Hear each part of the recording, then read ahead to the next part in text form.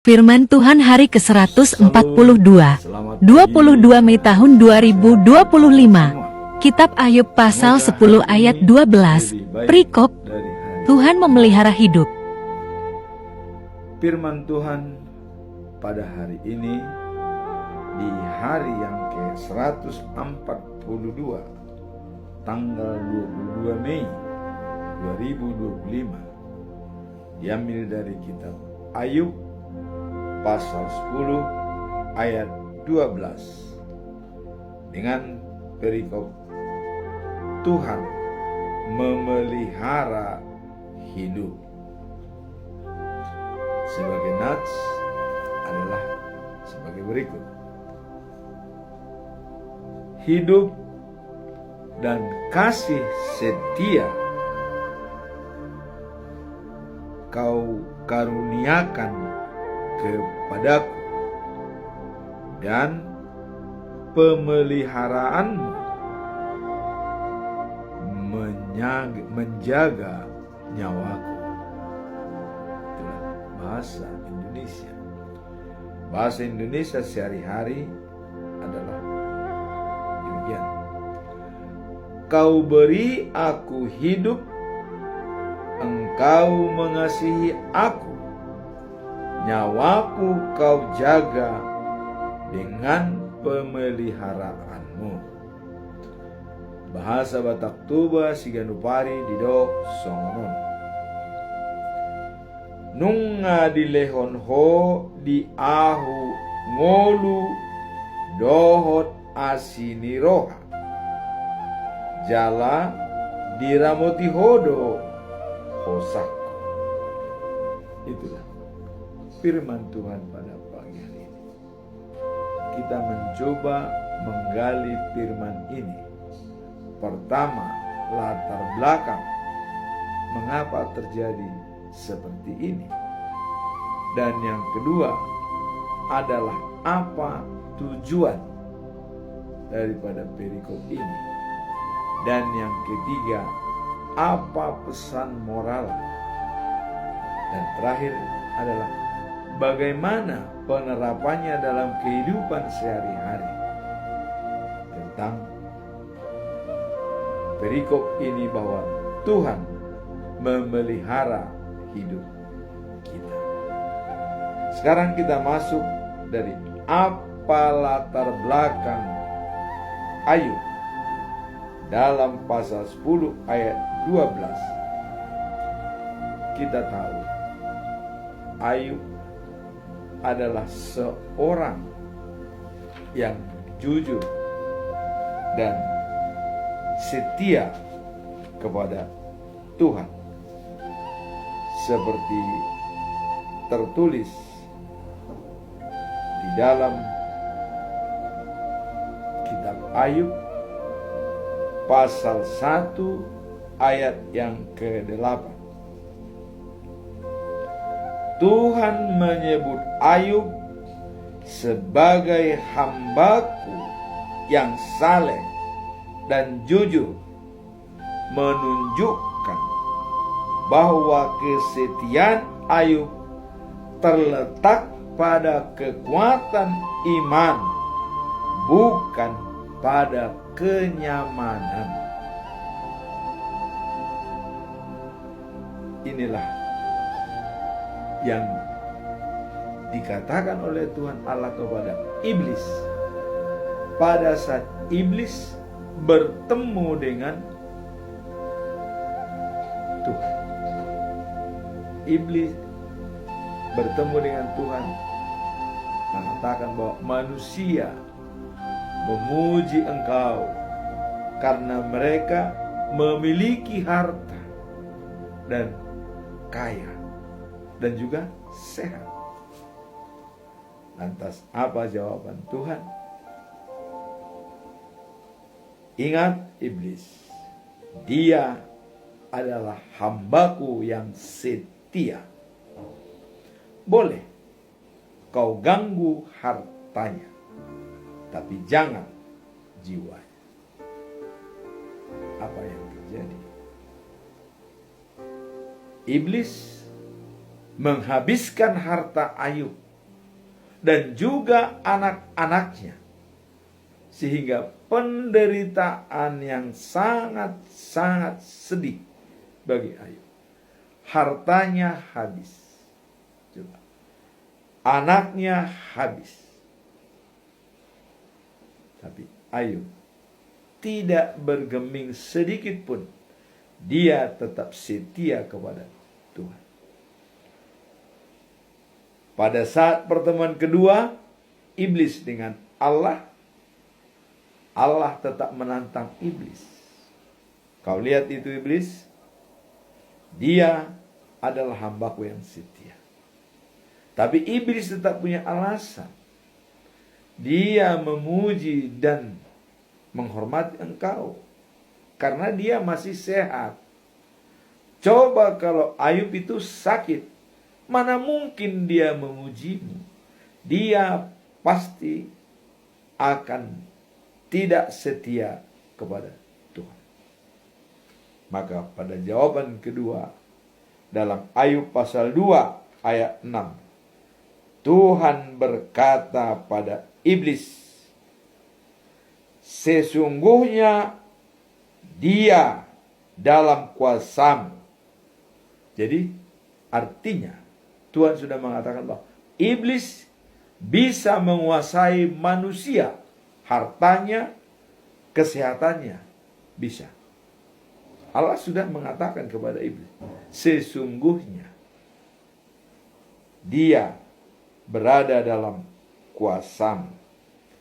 Tetapi ada tetapi dari Tuhan Allah. Jangan engkau ambil nyawanya. Jangan kau ganggu nyawanya. Fisiknya, badannya boleh apa maumu, terserah. Tapi jangan kau ganggu nyawanya. Inilah yang menjadi pernyataan Ayub di dalam ayat hari ini. Dikatakan, kau beri aku hidup, engkau mengasihi aku, nyawaku kau jaga dengan pemeliharaan. Nyawa kita dijaga oleh Tuhan dalam pemeliharaannya. Kemudian dengan demikian si iblis tidak punya alasan lagi apa-apa. Dia sudah menguasai hartanya, sudah menguasai fisiknya, tapi nyawanya Allah mengatakan, itu adalah milikku. Tidak ada kuasamu untuk mencabut nyawa daripada manusia. Itu hak Allah. Kembali kita topik hari ini. Apa latar belakang pernyataan Ayub di dalam ayat 12 mengatakan bahwa kau beri aku hidup, engkau mengasihi aku, nyawaku kau jaga dengan pemeliharaanmu. Mari kita lihat latar belakang daripada ayat ini. Adanya pertanyaan Ayub yang merindukan keadilan kepada Allah akibat penderitaan yang sangat memilukan. Seperti tadi kita lihat, habis hartanya, habis anaknya, dia menderita sakit borok. Dan menderita penyakit. Menurut pertanyaan dan statement Ayub dan tentang keberadaan Tuhan pada saat dia menderita. Dan apa maknanya? Pertanyaan Ayub kepada Tuhan. pada saat dia menderita.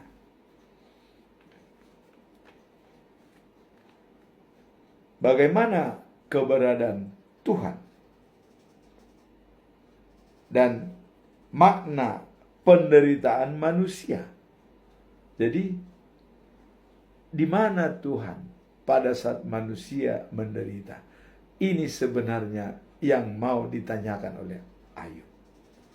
Artinya dikatakan, kau berikan, kau kasihi aku, kau pelihara rohku. Tetapi mengapa harus aku menderita sengsara seperti ini? Kira-kira itu yang mau ditanyakan oleh Ayub. Sehingga dengan konteks ini, Ayub sedang berbicara dengan Tuhan, mengungkapkan kerinduan akan keadilan dan penjelasan atas penderitaan. Jadi Ayub ingin tahu mengapa dia menderita seperti ini. Hartanya habis, anaknya habis, dan dia sakit. Ini yang mau ditanyakan oleh Tuhan. Dan kalau kita lihat penjelasan dia, bahwa dia sangat pasrah dan berserah. Dia katakan dalam Ayub pasal 13 ayat 13 dikatakan, aku mengingat bagaimana katanya. Jadi Ayub menyanyikan baginya dengan berjuang dan berkata, dikatakan pernyataan yang sangat-sangat manusiawi dan real dari Ayub. Apa dikatakan? Ayub mengatakan, dengan telanjang aku keluar dari kandungan ibuku. Dengan telanjang juga aku kembali ke dalamnya. Artinya, dia datang ke bumi dengan telanjang. Kalaupun dia mati dengan telanjang, tidak masalah. Jadi, dia tidak punya apa-apa datang ke dunia. Kalaupun dia kembali dengan seperti keadaan seperti itu, dia rela. Inilah kesetiaan dan ketaatan Ayub. Cuman dia dalam hatinya, mengapa terjadi seperti ini? Apa salahku? Apa dosaku? Bahkan dia sempat mengatakan, saya siap berperkara dengan Tuhan, katanya. Apa salahku? Tunjukkan di mana kesalahanku bisa seperti ini. Inilah rancangan Tuhan, bukan rancangan manusia.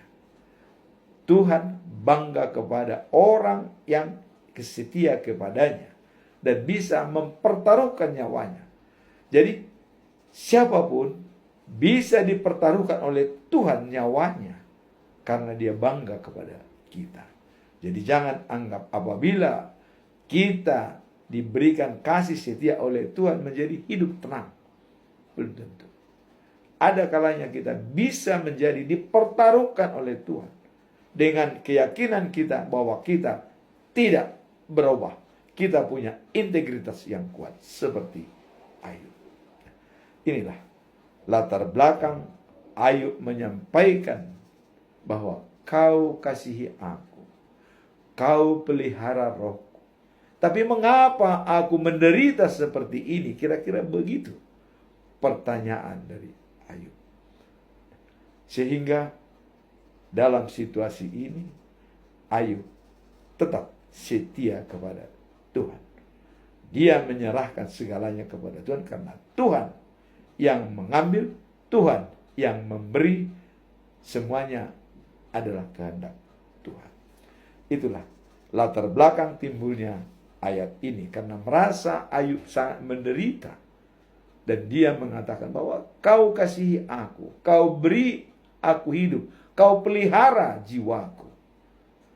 Tapi kenapa aku menderita? Kira-kira begitu.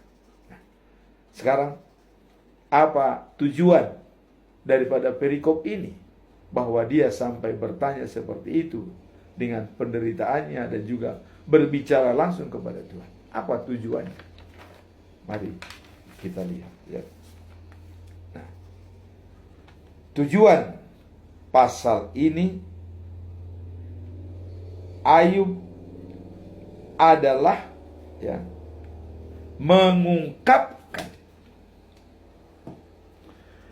Ayub mengungkapkan pengakuan akan kasih, pemeliharaan, dan anugerah Tuhan kepada manusia, terutama dalam konteks penderitaan yang dialami oleh Ayub. Jadi tujuan Ayub menyampaikan ayat ini adalah ingin mengungkapkan pengakuan akan kasih, pemeliharaan, dan anugerah Tuhan kepada manusia, terutama dalam konteks penderitaan yang dialami oleh Ayub. Jadi artinya, dengan penderitaan yang dialami Ayub, dia menyatakan kasih, karunia, anugerah Tuhan, hidup dari Tuhan, dan pemeliharaan dari Tuhan. Sehingga Ayub tetap pasrah dan berserah kepada Tuhan. Ayub berbicara langsung pada Tuhan dengan penuh kerinduan akan keadilan ya, dan penjelasan mengenai kesengsaraan yang dialami. Jadi dia ingin penjelasan kesengsaraan yang dialami itu. Maka dia mengatakan bahwa kau pelihara rohku, kau beri aku hidup. Dan ia menyadari bahwa hidup dan segala sesuatu yang baik datang dari Tuhan. Inilah yang menjadi pegangan daripada Ayub. Mengatakan bahwa hidup dan segala sesuatu yang baik datang dari Tuhan. Kenapa demikian?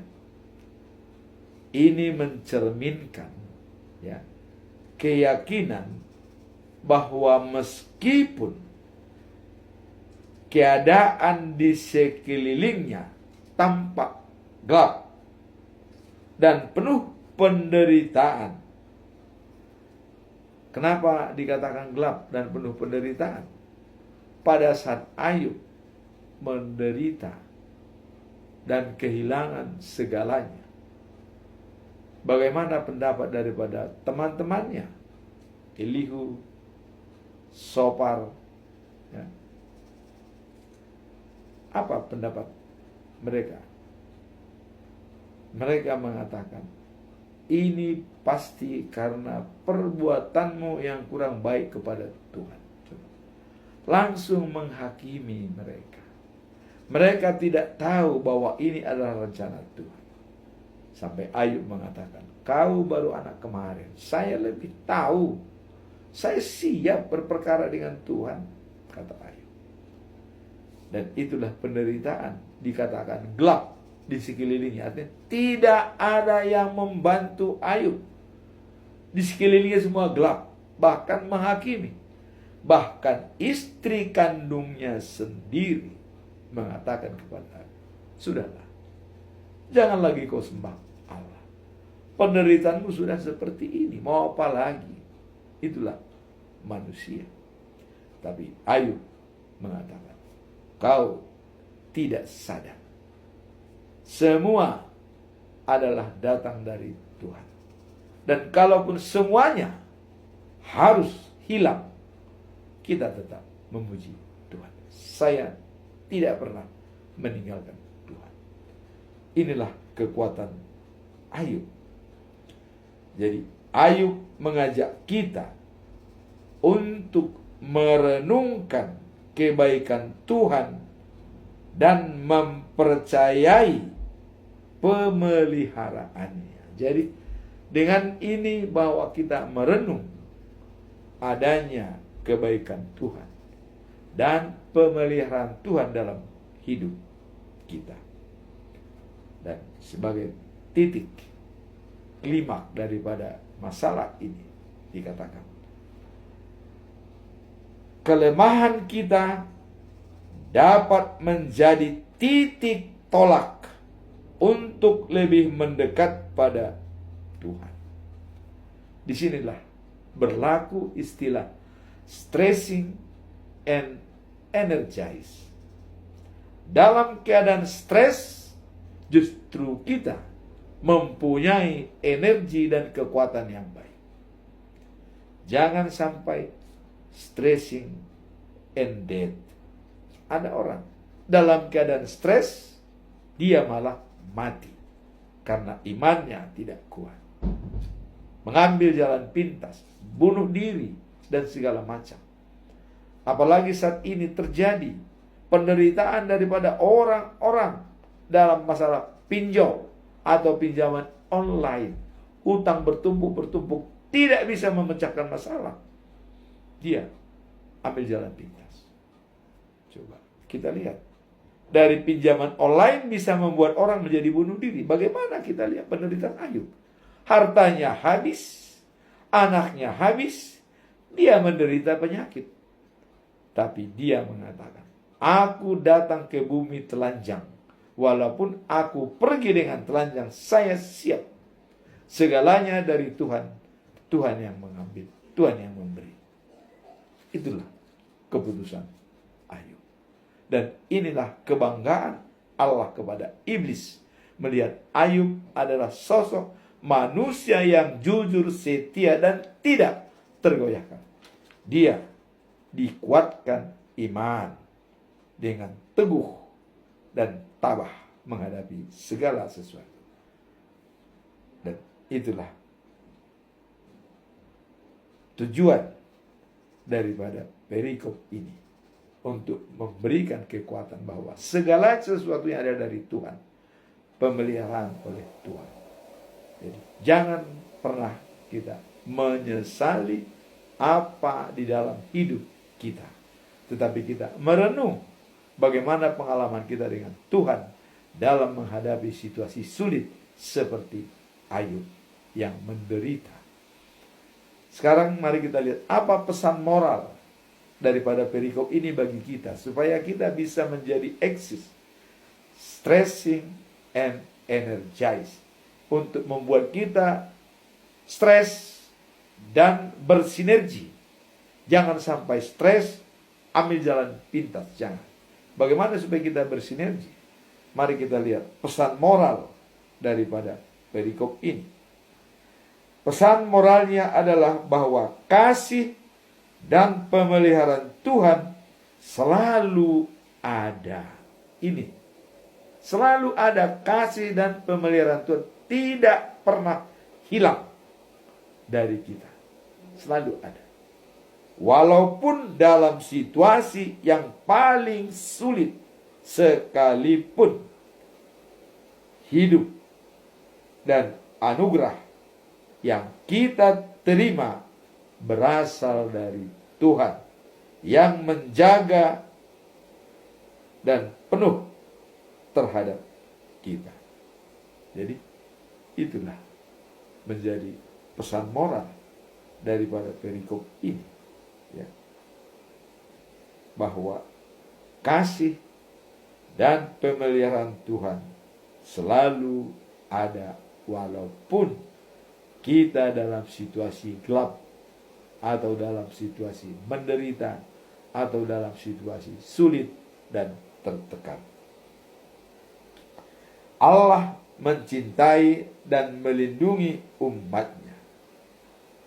Dalam kitab Roma pasal 8 ayat 28 dikatakan, kita tahu bahwa Allah ya, mengatur segala hal. Jadi Allah mengatur segala hal sehingga, ya, menghasilkan yang baik untuk orang-orang yang mengasihi Dia dan yang dipanggilnya sesuai dengan rencananya. Jadi orang yang dipanggilnya apabila sudah mengikuti pokok-pokok pengajaran agama Kristen, itulah orang yang sudah dipanggil Tuhan. Artinya menganggap seperti pernyataan Martin Luther, keselamatan adalah anugerah, sola gratia, itu anugerah kepada kita. Kemudian kita dibenarkan karena iman, sola fide. Dan dibenarkan karena iman karena kita membaca Alkitab, sola scriptura. Dan terakhir adalah solus Christus, kita bersama dengan Yesus. Itulah orang yang terpanggil. Dan orang-orang inilah yang berlaku ayat yang dikatakan dalam Roma pasal 8 ayat 28. Kita tahu bahwa Allah mengatur segala hal sehingga menghasilkan yang baik untuk orang-orang yang mengasihi Dia dan yang dipanggilnya sesuai dengan rencananya. Artinya, orang yang sudah berhubungan dengan Tuhan selalu membuka diri untuk komunikasi dengan Tuhan. Itulah yang dipanggil. Dan rancanganku bukan rancanganmu, kata Tuhan. Jadi, segala sesuatu diatur oleh Tuhan. Allah, ya, turut bekerja dalam segala sesuatu untuk mendatangkan kebaikan bagi mereka yang mengasihi Dia. Jadi kalau kita sudah mengasihi Tuhan, sudah percaya kepada Dia, Tuhan turut bekerja dalam hidup kita. Jadi kita tidak perlu lagi ragu, yakin dan percaya, datang kepada Yesus, kita akan mendapatkan keselamatan yang abadi. Itulah pesan moral daripada ayat ini. Sekarang bagaimana penerapan atau implementasi daripada ayat ini? Implementasi ayat ini adalah, ya, mencakup pengakuan akan kasih dan pemeliharaan Tuhan dalam hidup kita, terutama saat mengalami masa-masa sulit. Jadi implementasinya adalah dalam hidup kita adanya pengakuan, ya, kasih, pemeliharaan Tuhan dalam hidup kita. Itu dulu implementasi. Kita harus mengakui adanya kasih dan pengakuan kehadiran Tuhan dan pemeliharaannya dalam hidup kita. Itu yang harus kita implementasikan dalam hidup kita.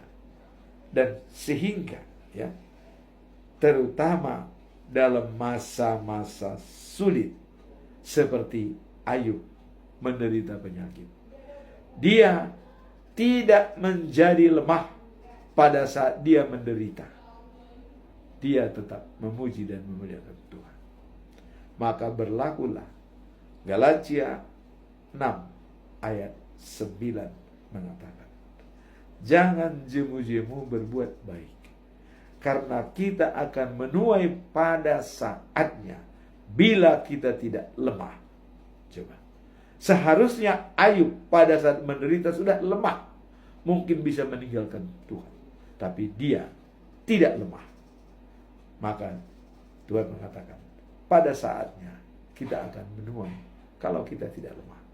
Jadi kalau kita pun mengalami seperti itu, penderitaan apapun yang kita alami, kalau kita tidak lemah, yakin Tuhan beserta kita. Itulah implementasi daripada perikop ini. Jangan kita pada saat lemah, iman kita menjadi goyah. Iman kita menjadi terganggu. Ingat, Tuhan selalu memelihara dan melindungi kita seperti pernyataan Ayub dalam hidupnya. Berbicara langsung kepada Tuhan bahwa Tuhan memelihara hidupnya. Walaupun datang penderitaan seberat apapun, kalau sudah Tuhan bersama kita, semuanya tidak akan membebani kita. Maka saya katakan, stressing and energize, bukan stressing and death. Dalam situasi kita stres, tekanan-tekanan hidup, disitulah kita bangkit kembali. Seperti tadi dikatakan bahwa titik awal, dikatakan bahwa pada saat kita lemah, pada saat kita terganggu, itulah titik awal kita untuk bangkit. Jadi, kelemahan kita dapat menjadi titik tolak untuk lebih mendekat pada Tuhan. Pada saat kita mengalami kesulitan, disitulah kita menolong bantuan kepada Tuhan. Mazmur pasal 50 ayat 15. Apa dikatakan? Panggillah aku dalam kesesakan, supaya engkau kulepaskan, supaya engkau memuji aku. Mazmur 50 ayat 15. Harus kita renungkan setiap saat. Dalam bahasa Batak, Tubajo, Jo maau ditiki hagogotan, asa hupaluaho, asa dipujiho. Inilah pedoman kita menyikapi penderitaan. Ayub, kita harus selalu komunikasi dengan Tuhan dan berserah kepada Tuhan dalam hidup kita selama di dunia ini. Amin. Tuhan memberkati kita semua.